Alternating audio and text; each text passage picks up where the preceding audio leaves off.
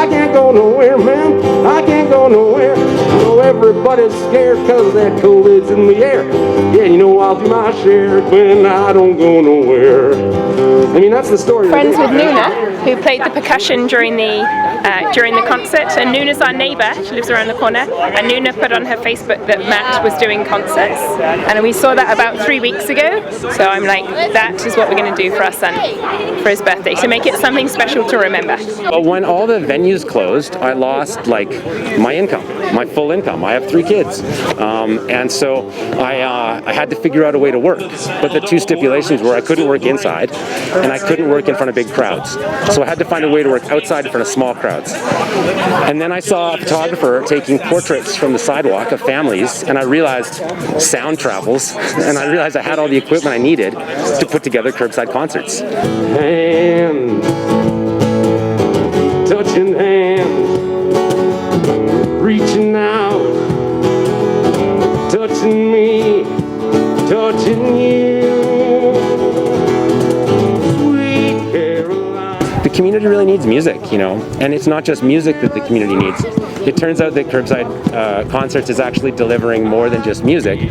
We're delivering a community experience, and it's also a managed, safe community experience that happens to be prompted by music, you know. So it's like, it's a music delivery service, it's a culture delivery service, it's a community delivery service, and because you know, we all need that mental health release of seeing our friends and neighbors, but it's hard to coordinate that. But what we see here is one family reaches out to the idea, and then they contact their neighbors and say, this is happening, so you know it's happening, and then the neighbors get to enjoy it, and knowing that it has some stipulations around, you know, how to behave, and that way we can have fun, we can be safe, and everyone can be okay at the end of the day. Are you 8? Are you 9? Are you 10?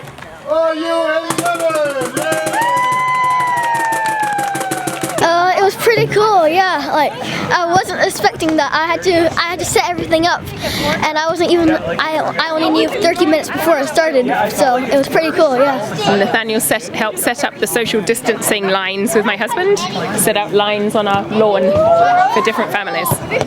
Curbside Concerts has grown so quickly. We've already booked more than 100 gigs in Calgary in our first, like, we've been a company for what, 17 days or 18 days.